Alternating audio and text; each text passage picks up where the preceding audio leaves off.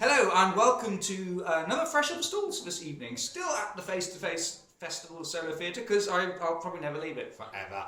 I'm back with the lovely Ayesha, who I've just seen perform earlier in Adult Child, Dead Child, who I did a very quick, Fresh Up Stalls for earlier, where I almost cried, and I'll talk to you about that later.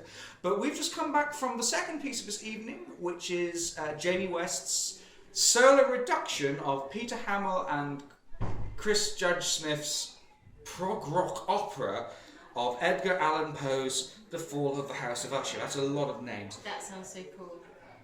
It does. I'm a bit of a Poe fan as well, so... but, go with your thoughts. Tell us what you think.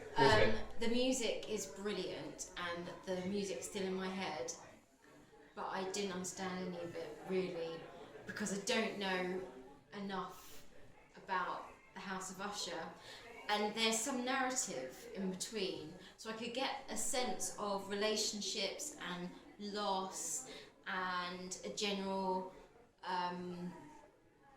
I could understand the emotion that was involved, but do you think I would have enjoyed it more if I know more about the actual poem? I think prose? Yeah, I think yes. And that's one of the issues I got, because sometimes I was just like, who's speaking here now?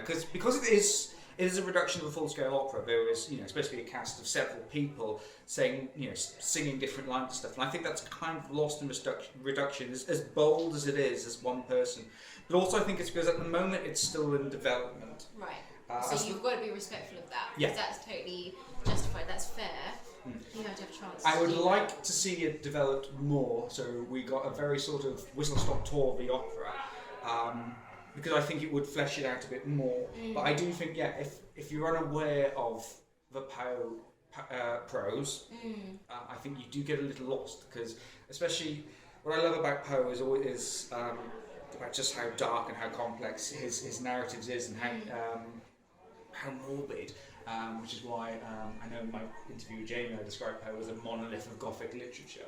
But I think that's fine, because I think it is important that it shouldn't be a work just for people who are fans of Poe. I think it should be a work that should be accessible. So that's one thing I'd love to see how it gets addressed once it develops further. Yeah, I mean, it was enough this evening that's triggered interest that I'm going to go and look it up. And there's a place for that, isn't there? You can go and watch stuff in the theatre and not understand, but its job is done because it's triggered enough interest that you then leave thinking, I'm going to go and look that up, and then you've sort of got that education. Yeah. You don't have to always know before, and actually some people like that, you'll go to a cinema and not have read up on the reviews and not have read the blurb of but you're just sort of going in to have a very pure experience. So tonight I've had a very pure experience, and I've really enjoyed it enough that I want to go and look it up, because I have a sense that there's more there that I could experience and enjoy. So yeah, I really want this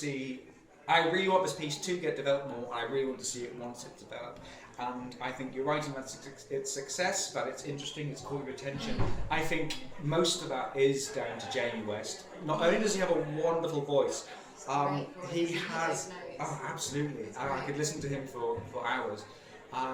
What I love most about him is his stage presence. Yeah. I swear the stage shrank half its size. That is true. Just watching him, he's not only a brilliant musician and singer, I think he's also a fantastic storyteller. I got lost. Absolutely. I got totally lost. It was amazing. The music is gorgeous, and he delivered it perfectly. It was beautiful. It was awesome. Yeah. It was awesome. I just need to now go and understand it, the story. Yeah. And I think hopefully... Put it in context. Yeah, and when this gets developed more for people who have come in so raw and so fresh up the stalls. So this is called... how many years have I had? I know, he's coming out, he's brilliant. Yeah, so... Couldn't even plan it. Well done, Jamie. Congratulations, Jamie. It's a big task to reduce a prog rock opera to... what does that mean, prog rock? Prog rock is a genre. Oh, right. It's like rock, but progressive. Oh, cool. So I don't know.